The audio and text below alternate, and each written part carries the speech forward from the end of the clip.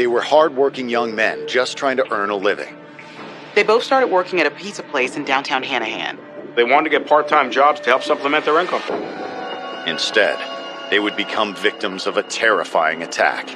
It seemed like a really grotesque form of torture. He tried to make them suffer. I was certain he was going to kill us. And the ensuing investigation would lead detectives on a nationwide manhunt for a serial killer hell-bent on revenge. With every murder he committed, he felt like he was getting even. This would rank right up there with the worst of them, if not the worst.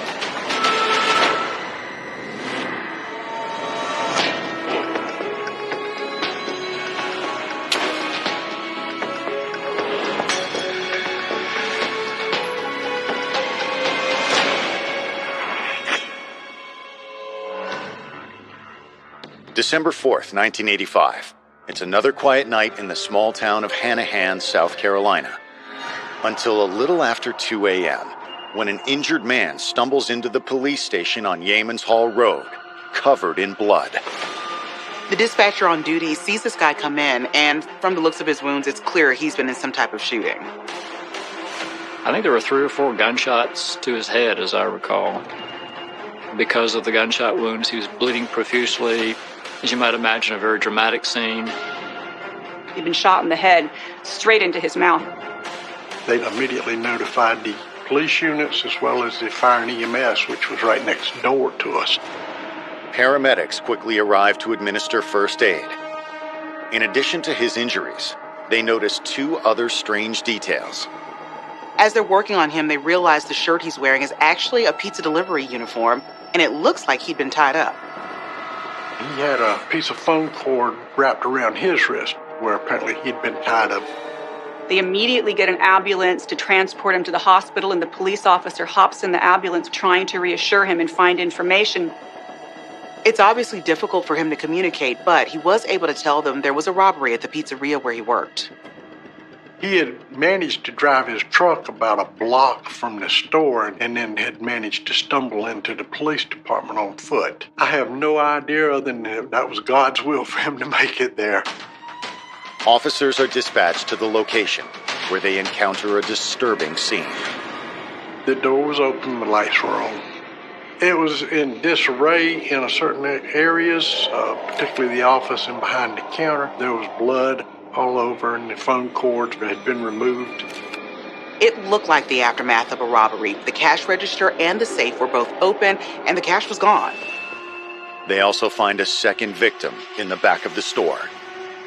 It was another young man in the same uniform as the first victim. He'd been shot in the head, and he didn't survive. He was tied and bound with a telephone cord, and he was deceased.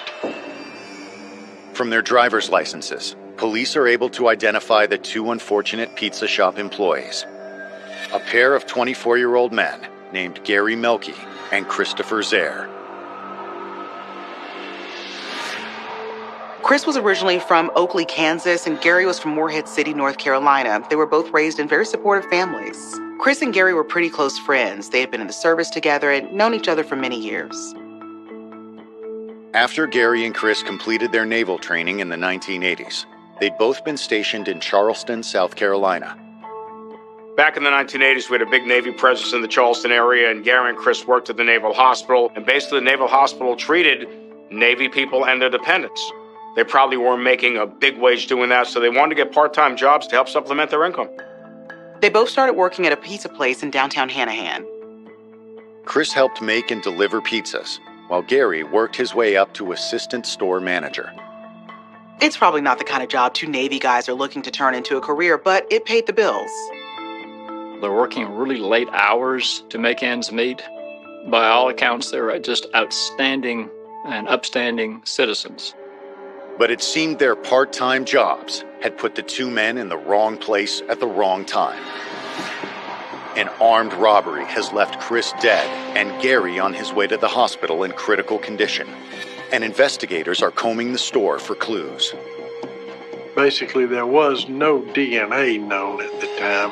You could do blood samples and you could do fingerprinting and those kind of things. We had Charleston County's crime scene unit come over because they were really well equipped to process the crime scene. Fingerprints were going to be hard to isolate there because every customer and worker probably left prints there, but they did come up with one crucial piece of evidence. One of the bullets had exited the head of one of the victims, and we went back, and up under the counter we found where one had stuck in the wall, and we dug it out. It was a .25 caliber weapon. Based on the evidence, it appears the thief had entered the pizza parlor around midnight, just before closing time. The assailant probably waited until they were the only two people left in the shop and then pulled a gun on Gary and Chris. Well, since Gary was the assistant manager, he was forced to open the cash drawer and the safe. Someone with a loaded weapon was able to get Chris there and Gary Melky on the floor, proceeded to use the phone cords that were available there in the business to tie them up. He tied both of them up and then ransacked and took whatever he could, primarily the cash. I think that was a little over $1,100 had been stolen. Any hope they might have had that their assailant would take the money and run quickly vanished. The robber apparently decided not to leave any witnesses, so he shot Chris in the head at point-blank range. I can only think what Gary Melky was thinking. Obviously, he knew he was going to be next, and he was next. Amazingly, even after he was shot and left for dead, he was able to stay alive long enough to get to the police station. But will Gary survive long enough to identify the killer? Coming up, police discover this isn't just a robbery gone wrong, but something far more sinister. The entire case, it just had tremendous shock value.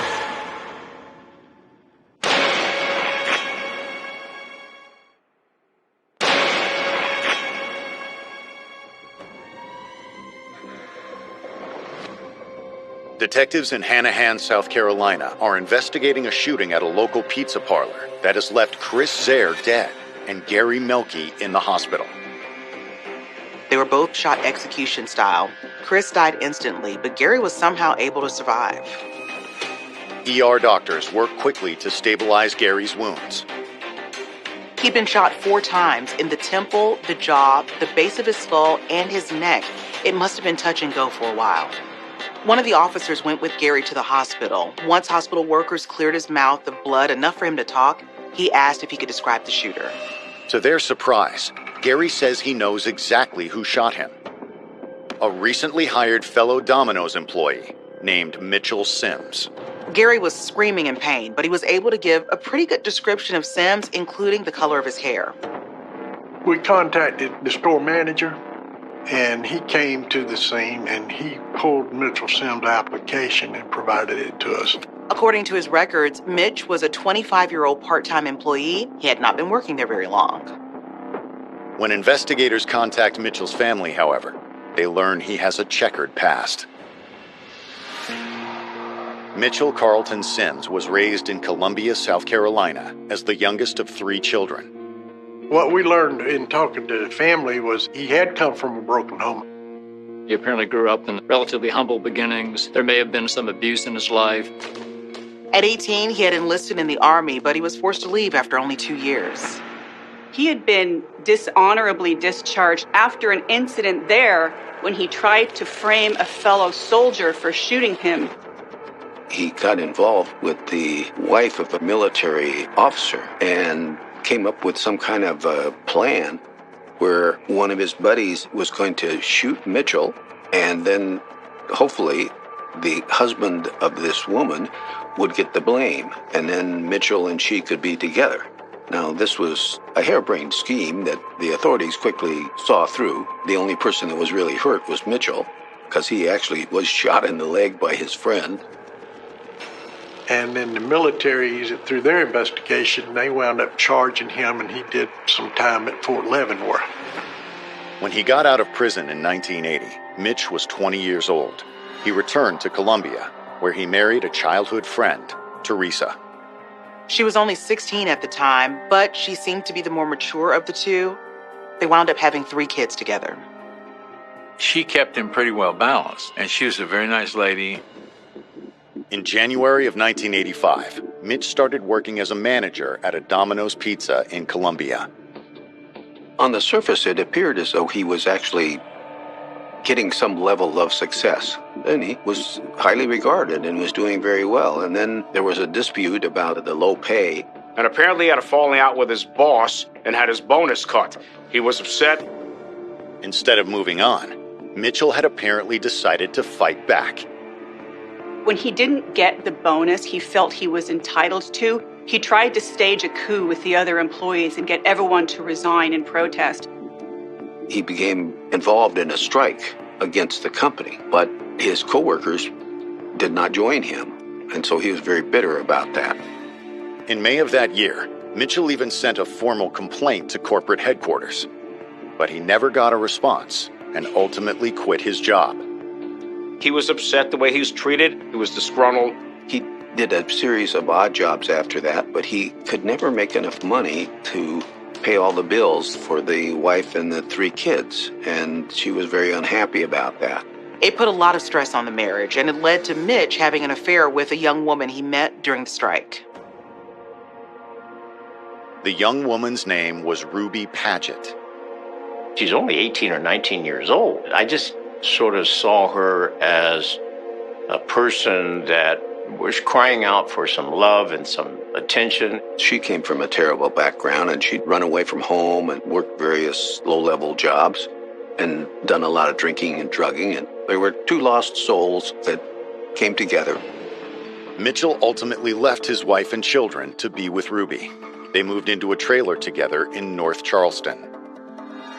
He was drinking more and more, and he was involved with Ruby, who liked to drink and do marijuana and speed or whatever else she could get her hands on, and so Mitchell joined her in that. Ruby wasn't working, so Mitch had to support her too, and it didn't seem like she was all that happy with his effort. What little income that he could earn was squandered on alcohol and drugs. In November of 1985, Mitchell swallowed his pride and applied for a job at a different Domino's franchise, this time in Hanahan, South Carolina.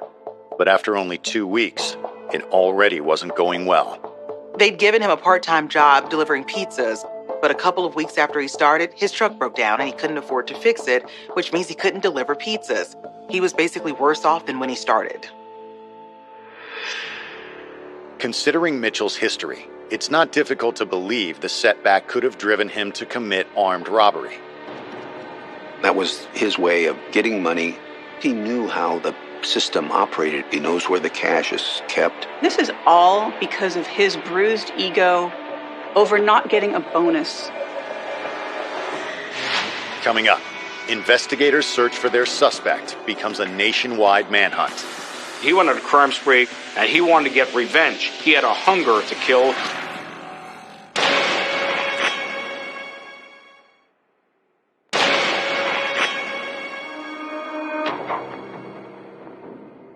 South Carolina police are looking for 25-year-old Mitchell Sims, who has been accused of murdering one coworker and leaving another fighting for his life after an armed robbery. He already had the money when he shot them both execution style and close range in the head. It was very gruesome. From talking to family members, they know that he's living in a trailer with his 20-year-old girlfriend, Ruby Paget. They just don't know where she fits into all this yet. Investigators obtain the couple's address from Mitchell's job application. We then met with North Charleston Police Department because the residence was in their jurisdiction. And we went over there, but we couldn't locate exactly which mobile home he lived in. We got a search warrant for it. And we went back over there the next morning, and that's when we found out which one he lived in. But when officers enter the trailer, they quickly realize that they're too late. During that time gap, Mitchell Sims and Ruby Paget, they were able to escape. We had an officer to go to the airport and check with all the airlines there. We had officers go to the bus station. We were checking all the motels in the area. It was all over the police radios. The police told us Mitch Sims' name as soon as they found out because they needed the media's help to spread the word. They did give a picture out to all the local TV stations just in case he was still in the area. We ultimately developed some information that he might have taken a bus out of Charleston. And that's when we got with the Federal Bureau of Investigation, and they sent a couple agents out to work with us. While the manhunt expands, investigators receive another piece of bad news. Following surgery, Gary fell into a coma and never woke up. He died less than a week after the shooting. After everything he had been through, that was heartbreaking. Unfortunately, it also meant police wouldn't have his testimony, and that was their only evidence at that point. With no witness and no leads, the case seems to be getting colder with each passing day. Until December 10th, a week after the armed robbery in Hanahan, South Carolina, police 2,500 miles away in Glendale, California, get a surprising call. A young man named Richard Wagner says he has information about a robbery that happened at a pizza store in Glendale. Richard Wagner walked in just to visit his coworkers because he also worked there, but he was off duty that night and saw this individual who he didn't know. Richard says the stranger came out of the back wearing an employee's shirt and answered the phone as if he worked there. Something about it felt immediately off to him. Nobody in the store was acting the way they normally would. His friends who were working there treated him strangely as if they didn't know him, so he quickly became suspicious. He also saw him smoking a cigarette, which was a no-no under company policy. Richard called his boss at a payphone. He agreed to meet Richard at the store to find out what's going on. But when they got there, they couldn't see anyone at all. They immediately called police. Officers arrive within minutes. At first glance, the store appears to be empty. But when they open the walk-in cooler, they make a gruesome discovery. There were 2 employees inside hanging from storage racks. They were standing on boxes and gasping for breath. It seemed like a really grotesque form of torture. They were tied with their hands behind their back, with the rope going over a rack and the other end around their neck. They were having a great deal of trouble staying up off their toes so that they wouldn't choke to death. Police quickly cut them down. The 2 victims turn out to be 41-year-old delivery driver Ed Sykam and 19-year-old assistant manager Corey Spearoff. They gave us jackets and blankets or whatever else they had to try to warm us up. They immediately started the questioning of just, what's the story, what happened? Corey tells them that Ed stayed behind to help him close up for the night. Another employee, John Harrigan, was out making his last delivery. I had already pulled the cash and I was making up my bank deposits. I heard someone come into the store. Corey goes out front thinking it's John, but instead he finds 2 customers, a man with dark hair and a skinny blonde woman. Corey tells police that before he could even say they were closed, the man pulled out a gun. My whole being was sucked right into that barrel. Very calm. He just said, go back in the office. Ed was standing just off to the side, and he saw what was going on. He was instructed to come over, and we both went into the office. She had a long butcher knife. She was the one who was basically collecting the money, so I was giving the money to her. This was probably the perfect time for them to approach and rob us. It was the very end of the night. We were minutes from closing. We would have already begun to accumulate any cash or monies in the store to make the bank deposits. Corey says he warned the couple that their delivery driver would be returning soon, but they didn't seem to care. I said, if you hear someone come running in the door, don't panic. He's due back any moment now. Corey said the man just took off his sweater and showed him what he had on underneath it. It was a pizza delivery uniform with John's name on it. He sort of laughed and said, no, I don't think so. It was alarming. A whole bunch of thoughts go through your head on what happened, where's John? Once the robbers collected all the money, they told Corey and Ed to both face the wall. The wall, he had the gun up, extended out, and I was certain at that point that was when he was going to kill us. But at that exact moment, they hear someone come into the store. At that very moment, someone called out, hey, is there anybody here? So I looked back at him and said, what do you want me to do? And he put the gun on my head and said, don't do anything stupid. I'm going to blow this guy away. Coming up, another victim with a familiar M.O. The taking and killing of the employee, and then the way he tied the other employees up. He knew the ins and outs of the pizza operation.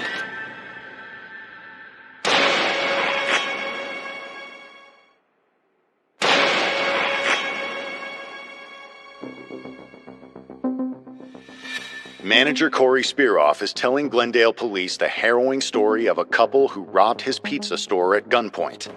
Corey believes the man was just about to kill him and his employee when they were interrupted. Someone calls out from the front of the store, so he sends Corey to go deal with it while he holds Ed hostage. He gets out there and immediately recognizes his coworker, Richard Wagner, but he doesn't want him to get pulled into this too, so he plays it off like he doesn't know him. I didn't acknowledge that I knew him. He sort of looked at me funny. He didn't say anything outright, but he was trying to get my attention. And I continued to look down. I didn't acknowledge him. I asked him again, "What would you like to order?" Luckily, Richard played along. While Corey is taking Richard's order, the phone rings. At this point, the robber comes out from the office. He can't chance the fact that Corey won't call out for help. He picked up the phone, answered, said, "Thank you for calling. This is Mitch. How can I help you?" And proceeded to take an order for a delivery. Corey finishes ringing up Richard's pizza and tells him to go outside and wait in the car. He'll bring it out when it's done. But at that point, Richard has figured out what's going on and he calls police. Corey says that's when the man calling himself Mitch decided to leave them in the walk-in cooler, and he'd come prepared with a rope. He said, "Put your arms behind your back," and he took the end of the rope and looped it over the top of a metal shelf and pulled that back down and tied off around my neck. During the process of being tied, and I was in first, he brought Ed in, tied him, and I believe Ed was complaining a bit about how tight it was, or he was choking. The response very simply was, "So at least you're alive." We didn't know what was next. We didn't know if he was going to open the door and shoot us. We didn't know what was going to happen at that point. If we came off of our toes, we'd strangle. No matter how you move, no matter what you do, you're in pain. Your legs, your ankles, your calves are hurting, screaming. It's cold. It's probably 35 degrees in the cooler. By this time, we're bound, so we've got a loss of circulation. We've been in the cold for a while.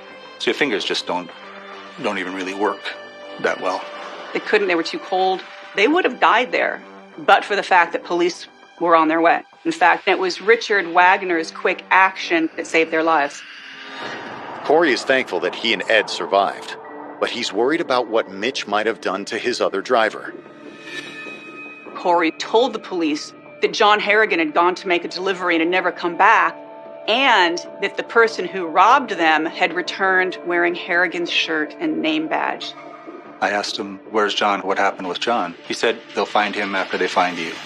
Corey gave police the address for the last delivery, which was a motel not far from the store. When they get there, no one answers the door, so they get the manager to let them in. The first thing they notice is the sound of water running in the bathroom. Inside, police find the dead body of a man submerged in the tub. He's been hogtied and gagged with a pillowcase over his head. When homicide investigators get there, they notice the rope used to hogtie the victim is the same kind used on Ed and Corey, but it's still unclear if he died of strangulation or drowning. The victim is identified as 21-year-old John Harrigan. They robbed him of his pizza money, of his truck, his keys, and even his clothing. Young man like that he would end up drowned in the bathtub over delivering a pizza. How could someone do that? 30 minutes or more after the officers had gone to the motel to get John, a couple of them came back and they said, "There's been a homicide." It was devastating. It was, I couldn't believe it. It sort of hits you like a ton of bricks. And when Glendale police contact the company's corporate office, they discover that the suspects might also be connected to another case. A double homicide that occurred 2,500 miles away at their store in Hanahan, South Carolina, just 1 week earlier. The two departments get together to compare notes, and the similarities between the two crimes are undeniable. There are also very good evidence of modus operandi. It's the same motive for both murders. And Sims said on the phone, "This is Mitch." So that was another clue right there. Investigative teams tear that motel room apart. They eventually find one conclusive piece of evidence that ties the murders together. It had very clearly been cleaned of any forensic evidence, but they did find one fingerprint on the inside of a toilet paper roll that matched to Mitchell Sims. Once police have a suspect, they contact Corey Spearoff to identify him. We learned probably in the next day or two that police contacted us and said, something similar happened a week ago in South Carolina. We have some potential suspects, and we'd like you to look at some pictures. 6 or 8 pictures on a page. As soon as they opened up that book and showed those pictures, it was him first. He jumped right off the page. There was no question, no doubt that was the individual. Investigators are no longer looking for armed robbers. They're on the hunt for a pair of serial killers. Both states have had innocent citizens cut down in the prime of their lives. There's no question that Mitchell Sims committed these horrible crimes. This wasn't about robberies. This was about making employees suffer.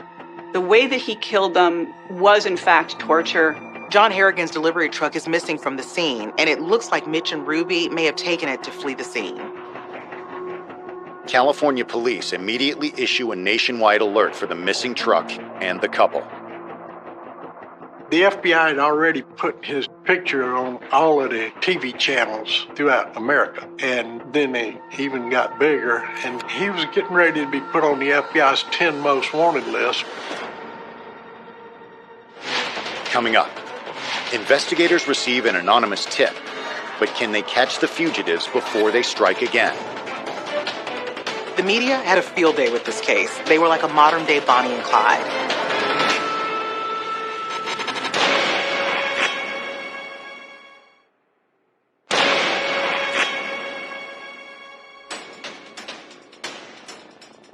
Investigators from multiple law enforcement agencies around the United States are working around the clock to locate 2 suspected murderers, 25-year-old Mitchell Sims and his 20-year-old girlfriend, Ruby Paget. It got a lot of attention from the press at the time. It was a sensational case. It was all over the news, all over the newspapers, the TV, the radio. It became interesting because, number one, there were multiple killings, and secondly, involved a national corporation. The corporation took a very keen interest in this. To assist in the search, Domino's Pizza offers up a $100,000 reward for any information leading to their capture. I understood that this is a company that believes in its people, takes care of its people. They really stepped up with a substantial reward for the capture of these individuals. I think they recognize that we need to bring to justice whoever is killing our innocent employees. Nobody knew where they were. So there was real concern in the company, for sure, that it might happen again. 10 days later, on December 21st, officers in Las Vegas, Nevada, find an abandoned truck in a casino parking lot. They run the plates and discover it's John Harrigan's missing truck. It had been wiped down just like the motel room, but inside they found John's uniform and his name tag. So that tipped the police off to their general location. Investigators immediately shift all the media attention to the Las Vegas area. His photo was on television, on the news. There'd been a media blitz about the pizza killers being in Las Vegas area. It doesn't take long for the move to pay off. Just before midnight on Christmas Eve, police receive an anonymous tip that Mitch and Ruby are holed up in a motel nearby. I went out there and checked with the clerk, and when I described him and he had seen the photo on television, he says, well, yeah, it could be him.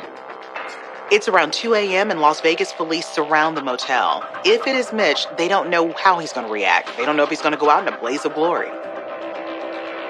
We went in naturally at gunpoint because he was allegedly armed and dangerous. I had one officer out back and one in front. So we walked up to the door and got beside it. I knocked at the door. The officers are ready for anything, but thankfully, the encounter doesn't end in violence. The door opened and Mitch just puts his hands up. Ruby's sitting on the bed behind him. He was very serene. I mean, he didn't say anything. She was basically the same way. It probably went down as the easiest arrest I ever made. I was kind of surprised at that. I think they realized that they were completely outnumbered and there was all this firepower and automatic weapons facing them. When they started checking and doing a search of the room, they looked under the mattress and there was the gun. They still had the murder weapon in their possession, as well as the cash bag from the robbery in Glendale. Almost 3 weeks after the first Domino's shooting, the suspects are finally in custody. But despite the couple's timid behavior, police discover evidence that their crime spree had been far from over. On a table by the bed, they'd noticed some pages torn out of a phone book, and they'd circled some pizza places in the area like they were planning their next robbery. Oh, it's 100% they were going to commit more murders. Investigators are quick to notify surviving victims of the arrest. A few days after I had made the identifications, I then went back to Michigan for Christmas. And it was Christmas Day, the phone rang, and it was someone telling me that he'd been captured in Las Vegas. Mitchell Sims and Ruby Paget are immediately brought in for questioning. While Mitch remains tight-lipped, Ruby decides to tell investigators everything. She has no problem throwing her boyfriend under the bus. She says it was all his idea and goes into great detail about how he killed John Harrigan. Sims and Paget started the day by casing the store in Glendale. They then went to a store where they bought rope and a knife. That night, at their hotel room, they ordered pizza to be delivered to the room, but it was a trap from the beginning. As soon as John Harrigan walked into that motel room, Mitch attacked him. He kneed him in the stomach and then robbed him at gunpoint. This young man didn't resist at all. He was compliant. Ruby says Mitch didn't want to shoot John because of the noise, so he decided to tie him up instead. They wanted to leave him at the motel, but the plan got more complicated as time went on. Sims shoved a sock in his mouth and then tied a rag around that sock so he could barely breathe. They filled the tub with water and dumped Harrigan inside it. He never had a chance. I think Mitchell kind of panicked in the sense that the reason that he was fingered in the South Carolina homicides was that there was a surviving victim. She claimed Mitch held Harrigan's head under the water until he was sure he was dead.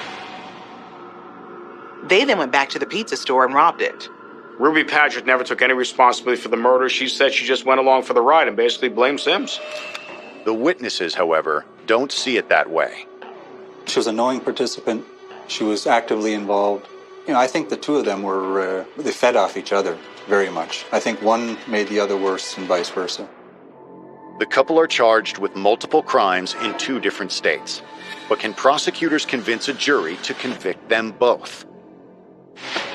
Coming up, Mitchell Sims and Ruby Paget stand trial for murder. To me, the fact cried out literally for the death penalty.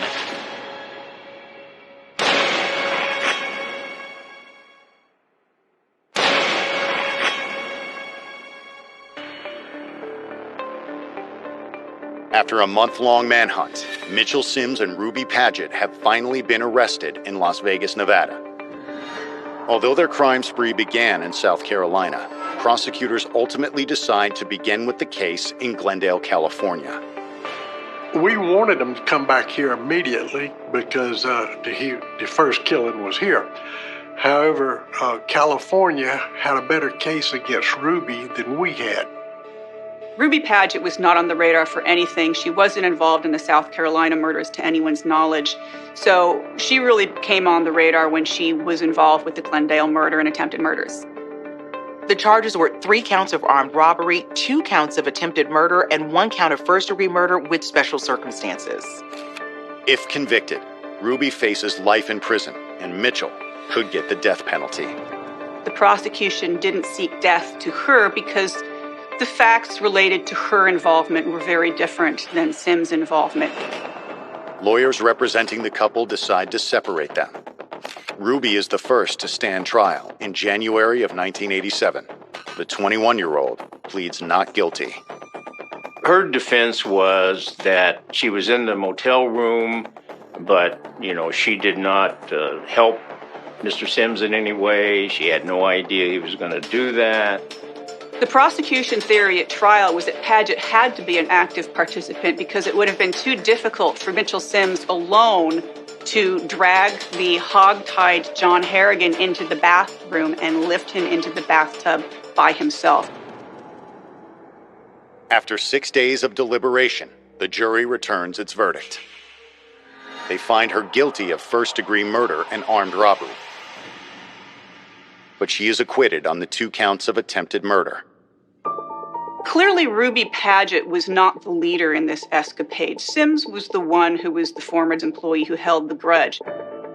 I think the jury felt some sympathy for her, and instead of giving her the death penalty, they gave her life in prison without the possibility of parole.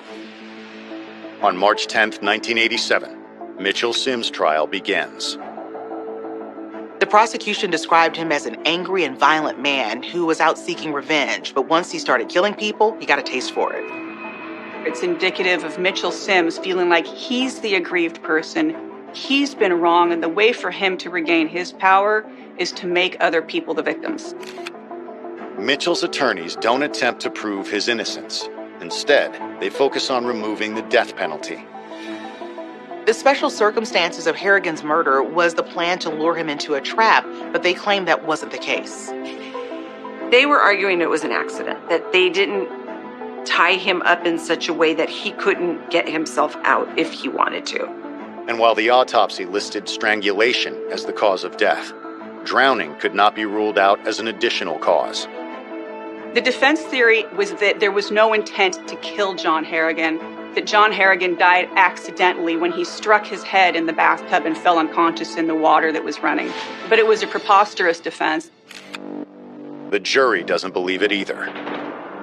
That was ridiculous because he had a ligature mark in his neck deep enough that he was probably already passed out. I didn't have any doubt. I knew he did it. On May 20th, 1987, Mitchell Sims is found guilty on all charges. At sentencing, Mitch's lawyers tried to argue that he shouldn't be completely held responsible for his crimes because of a history of childhood abuse. Mitchell Sims' family background was one of the most horrific that I've encountered in my entire career as a forensic psychiatrist. There was, by his stepfather, verbal abuse, physical abuse, which were beatings of Mitchell with his fists. The defense claims that when Mitchell was 7 years old, his now deceased stepfather also began sexually abusing him. This occurred over a prolonged period of time, and as a result, Mitchell became so traumatized and reclusive that he oftentimes just sat staring into space. It had apparently gotten worse over time. They claim that Mitch's stepfather had apparently forced him to have sex with one of his sisters and his mother. We heard the testimony about Sims and his horrible childhood. It was one of the worst I've heard. If there was any disagreement between jurors, it was during the penalty phase. But in the end, the jury's decision was unanimous. They voted for the death penalty, and at that time in California, that meant the gas chamber. My thought process was, he killed John Harrigan. He was 21 years old. He was just starting his life. But on top of that, he had brothers and sisters who didn't kill anybody.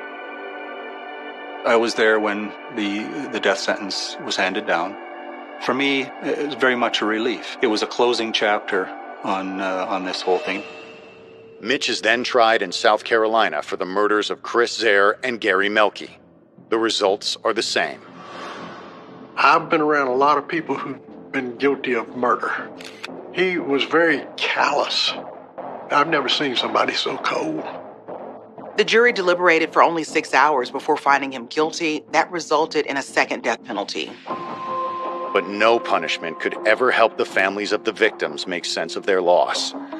What started as a bitter man's need for revenge had escalated into a murder spree that devastated countless lives. A lot of people, they have problems with the jobs, they get cheated out of a bonus, they quit their jobs and move on. Mitchell Sims didn't do that. He decided to take out his vengeance. I still remember it, and I still remember the incredible loss that occurred with just outstanding individuals and the tremendous, horrible ramifications that it had with their families. Had Melky not survived the shooting, and if he wasn't able to tell the cops that Mitchell Sims did it, who knows how many more murders Sims would have committed across the entire country.